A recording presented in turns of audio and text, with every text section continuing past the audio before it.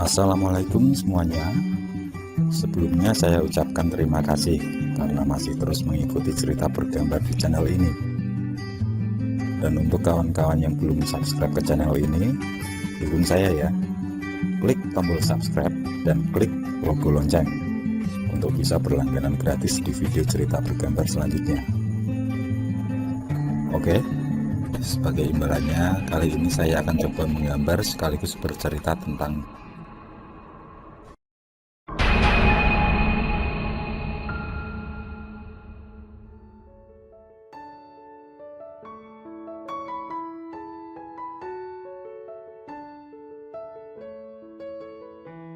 Hari berlanjut. Gunarti kembali merasakan kebahagiaan yang hilang sejenak. Widodo kembali seperti yang dulu, menyayangi dan mencintainya sepenuh hati. Bahkan suaminya itu menuruti setiap kehendaknya.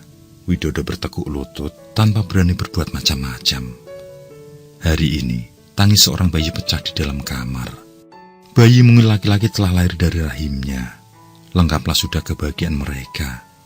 Berulang kali Widodo dan Bubina mengucap syukur sebelum masuk menjenguk ibu dan bayi. Mereka menunggu dukun bayi memanggil ke dalam. Kebahagiaan itu berbanding terbalik dengan perasaan Kustini. Perempuan itu murung di pojok ruangan. Melihat Widodo yang tidak lagi mengubrisnya sama sekali. Dan yang membuatnya resah adalah badannya merasa tidak enak selama 2 minggu terakhir. Dia selalu mual dan ingin muntah di setiap pagi. Juga jika mencium aroma yang sangat menyengat. Dia takut jika tanda-tanda itu menjurus tentang kehamilan. Hal itu membuatnya sangat khawatir dan cemas. Kamu kenapa, Kus? Sakit? Tanya Bubina melihat Kustini agak pucat. Kustini terdiam. Sejenak kemudian, dia tidak bisa menahan rasa mual. Dia pun langsung berlari ke belakang hendak muntah. Bubina mengikutinya dan mengurut bagian tengkuk Kustini. Saat ditanya kembali, Kustini menjawab kalau kemarin malam ada tugas lapangan, sehingga hawa dingin membuatnya masuk angin.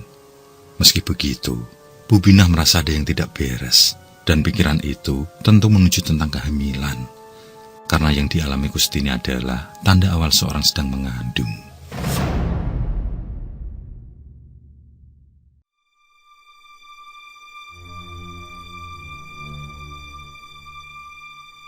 Senja hampir menjelang, perbincangan serius antara Kustini dan Widodo belum berakhir. Setelah tahu dirinya hamil, dia ingin agar Widodo menikahinya secara siri. Tapi Widodo menolak. Dengan tegas, dia menjawab, hanya Gunartilah yang ia cintai. Jadi tidak mungkin dia menikah dengan perempuan lain, apalagi adiknya. Dia pun menyuruh agar Kustini menggugurkan kandungannya. Kustini menangis saat Widodo beranjak tanpa mempedulikannya. Kamu akan menyesal, Mas. Kamu akan menyembah dan mengemis cinta padaku. Ucapan itu mengalir begitu saja. Dia tidak sadar bahwa Widodo adalah suami kakaknya. Orang yang selama ini menyumbangkan kasih sayang terbesar baginya. Bahkan dengan rela memberikan harta milik sang suami untuk meneruskan cita-cita sebagai dokter. Kustini telah melupakan itu. Kini dia akan merebut Widodo dari kakaknya. Dan ilmu hitam adalah jalan yang ditempuh. Dia berniat menemui Nyai Balau, tapi diurungkan.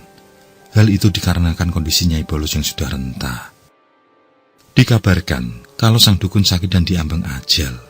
Akhirnya, Kustini menemukan seorang dukun di pedalaman. Dari sana dia tahu bahwa Widodo telah diperdaya oleh istrinya. Apa kamu sudah yakin? Karena benturan ilmu ini nantinya bisa membuat kakakmu menjadi sakit jiwa. Sang dukun bertanya. Kustini tidak peduli dengan kakaknya. Dia pun menerima ilmu tersebut. Yang selain bedak sebagai pemikat, ada juga mantra khusus saat bertemu Widodo. Sedangkan sang dukun akan melakukan satu ritual untuk menghancurkan ilmu yang dikuasai Gunarti. Benturan ilmu pemikat berdampak hebat pada Gunarti. Dia merasa tubuhnya panas, terutama di sekitar wajah. Bayinya terus menangis dan tidak mau menyusu. Hal itu membuatnya selalu marah dan berujung ucapan kasar. Bubinah menjadi bingung dengan perubahan Gunarti. Dan semua menjadi semakin parah saat Gunarti tidak mau lagi mengurus anak-anaknya. Seringkali dia berteriak tidak karuan, meracau dengan kata-kata yang kotor. Sementara Widodo justru tidak memperdulikannya. Setiap kali dinasihati Bubinah, dia justru marah-marah, lalu meninggalkan rumah entah kemana. Yang jelas, dia menuju kota untuk memadu kasih dengan Kustini. Melihat itu semua, membuat Bubinah kebingungan. Dia harus mengurus Gunarti, juga dua cucunya. Dia tidak tahu harus berkeluh kesah dengan siapa. Dan sepertinya, malam ini adalah puncak dari semua. Saat Widodo tidak di rumah, Gunarti yang seharian terdiam saja mendadak berlari keluar. Bubinah yang mengurus dua cucunya tidak bisa mengejar, termasuk beberapa tetangga yang dimintai tolong, juga tidak menemukan keberadaan Gunarti. Wanita malang itu hilang dalam gelap malam. Entah kemana tujuannya. Tidak seberapa lama, datanglah Widodo bersama Kustini. Dari situlah terungkap hubungan gelap mereka. Semua diawali dari kecurigaan tentang perut Kustini yang membesar. Hingga tanpa ragu, mereka mengakui hubungan tersebut. Tapi tampaknya Widodo maupun Kustini sudah merencanakan alasan. Mereka memberitahu bahwa telah melakukan pernikahan siri beberapa bulan yang lalu. Tega kamu, Kus. Apakah ini balasan terhadap kakakmu? Bubinah berucap dengan isak tangis yang kemudian terkapar tidak sadarkan diri. Beruntung, dua cucunya sudah dibaringkan di balai.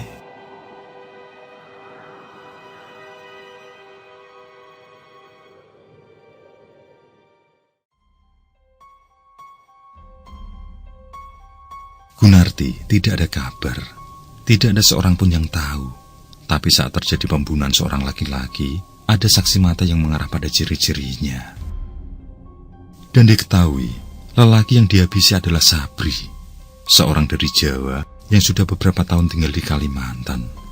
Sabri dibunuh dengan sangat keji. Tubuhnya dihunjam senjata tajam berkali-kali, sedangkan tenggorokannya menganga disembelih. Yang lebih mengerikan adalah kemaluannya diiris dan dihancurkan. Tidak ada yang tahu jika Sabri adalah orang yang telah memperkosa Gunarti semasa dulu. Dan sayang sekali, tidak ditemukan dalang dari pembunuhan sadis itu. Hanya beberapa saksi mata melihat bahwa pembunuhnya seorang wanita. Ciri-cirinya sama persis dengan Gunarti. Di sisi lain, sejak malam itu Bubinah menjadi lumpuh. Setiap hari ia mendapat cacian Kustini yang sudah mulai bosan merawatnya. Sedangkan kedua anak Gunarti diberikan kepada orang lain yang mengadopsi anak. Widodo yang terpengaruh dengan ilmu pikat bedak gandrung milik Kustini sama sekali tidak memperdulikan anak kandungnya. Dia menurut saja dengan setiap kemauan sang istri. Setelah melahirkan anak pertama dari hasil hubungan gelap, kondisi keuangan Widodo mulai memburuk. Apalagi anak laki-laki mereka mengalami cacat fisik yang mengharuskan memberikan pengobatan rutin. Semua harta benda mulai lenyap satu persatu, dan bengkel yang sebagai sumber keuangan juga telah dijual. Hal itu membuat Widodo berpikir keras untuk memenuhi segala kebutuhan hidup. Kamu rawatlah ibu dan anak kita, Mas. Biar aku yang mencari kerja, ucap Kustini sambil membereskan pakaian. Apa maksud kamu, Kus? Tanya Widodo. Dia yang masih dalam pengaruh ilmu pemikat merasa selalu ingin berdekatan dengan Kustini. Tapi dia juga tidak bisa membantah setiap ucapannya. Tanpa memberi alasan, Kustini berlalu meninggalkan rumah. Dia akan berjanji akan pulang setiap seminggu sekali. Tanpa Widodo ketahui, Kustini telah melacur. Dia menggunakan daya pikatnya untuk mencari uang sebanyak-banyaknya. Tentu hal itu sudah atas izin dari sang dukun pemberi bedak gandrung. Malam ini, karena bedak sudah hampir habis, Kustini mendatangi sang dukun. Tapi sesuatu tak terduga terjadi. Saat dia tiba, rumah guduk sang dukun tinggal puing. Tidak nampak seorang pun di sana, karena rumah tersebut berada di pedalaman. Yang dia lihat adalah asap dan seorang wanita tua yang terpanggang. Wanita yang tak lain adalah dukun sakti bedak gandrung. Tapi tampaknya kesaktian yang dimiliki tidak mampu melawan kuasa Tuhan. dia harus menjemput kematian dengan cara yang memilukan. Kustini kembali mundur saat melihat sang dukun menggapai dengan lemah, meminta tolong padanya. Beberapa saat kemudian, dukun itu tidak bergerak. Tubuhnya lengket dengan arang kayu. Matanya masih terbuka di tengah kulitnya yang terkelupas. Saat ia hendak menghindar, terlebih dulu ular itu menggigitnya. Dia berteriak kesakitan, tapi tidak ada seorang pun yang mendengar. Dia pun terus melangkah membiarkan ular masih melekat di kakinya. Tapi ternyata hanya perasaan dia saja, karena sejatinya ular tersebut telah menghilang entah kemana.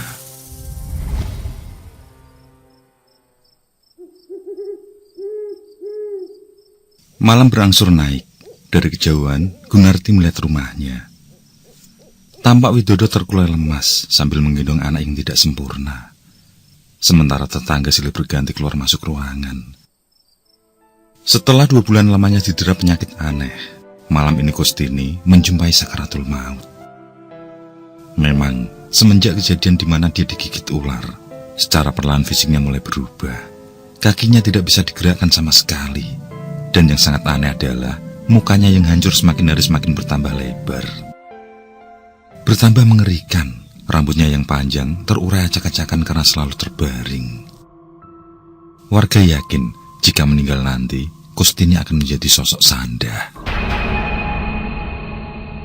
Sosok hantu yang tidak diterima oleh bumi. Penyebabnya adalah karena sikap buruk yang dilakukan semasa hidup.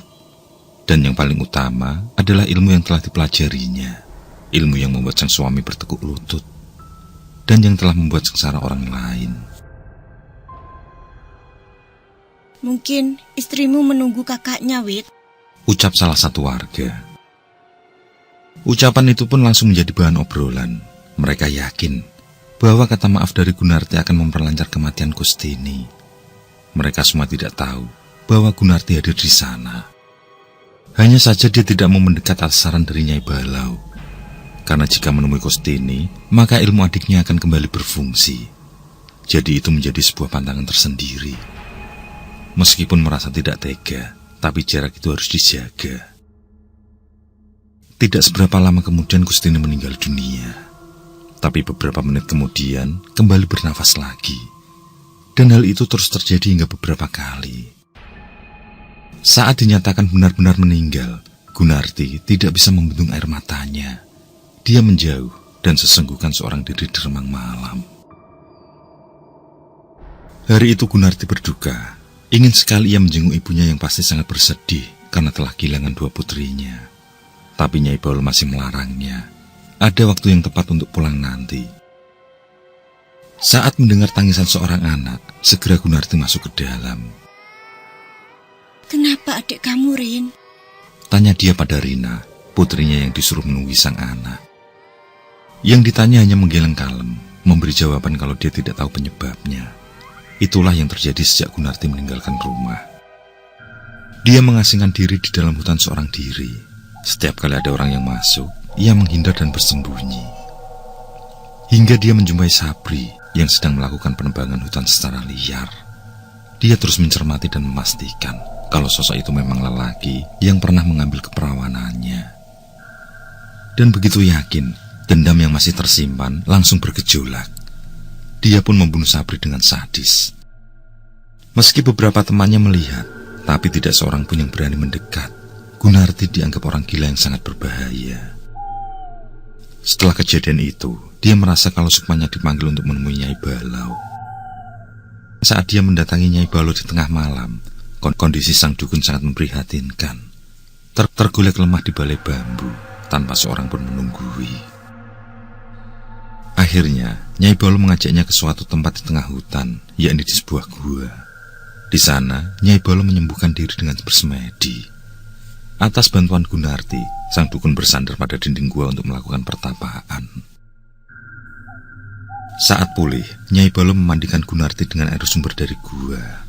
Lalu disuruhnya Gunarti mengambil 2 anaknya yang sudah di tangan orang lain. Dengan bantuan mantra dari Nyai Balau, kedua anaknya akhirnya diserahkan. Untuk adikmu, tunggulah. Akan ada saatnya dia menyesal dan membuatmu menderita. Ucap Nyai Balau kala itu. dan sekarang tinggal menunggu untuk kembali pulang, menemui Bu Bina yang sudah tidak berdaya, dan kembali mengabdi pada Widodo yang masih sah sebagai suaminya.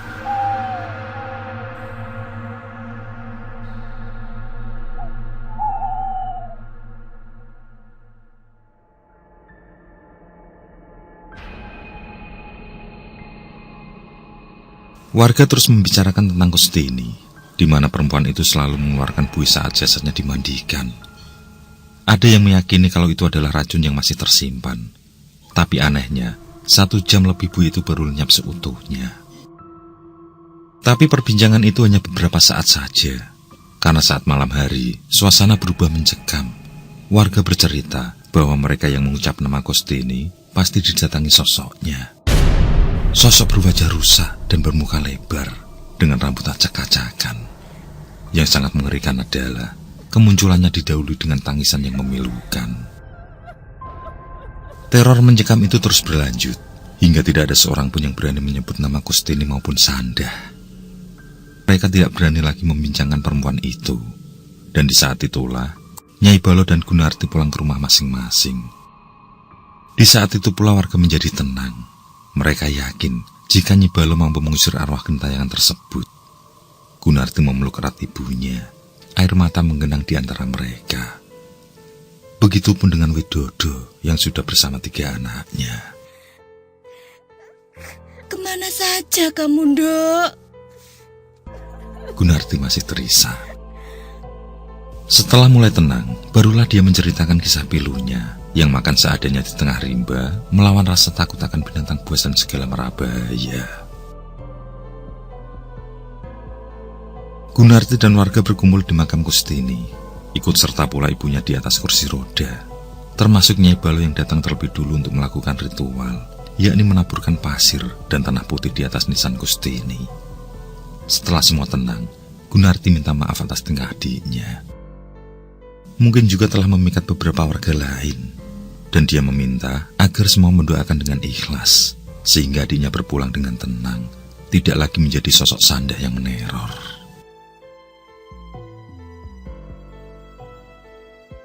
Gunarti menutup masa lalu suramnya. Kini dia berbahagia dengan 2 anaknya dan 3 cucu. Sedangkan Bu Bina meninggal dunia setelah 40 hari dari kematian anak Kustini. Begitupun dengan Nyai Balo. Orang yang berjasa dalam kehidupannya itu juga telah berpulang setahun dari kejadian. Gunarti merasa bersyukur karena ibunya sempat merasakan kebahagiaan. Tidak seperti masa lalunya yang penuh derita, di mana terjadi kemelut pemberontakan yang membuat kehilangan suami hingga hidupnya terlunta-lunta.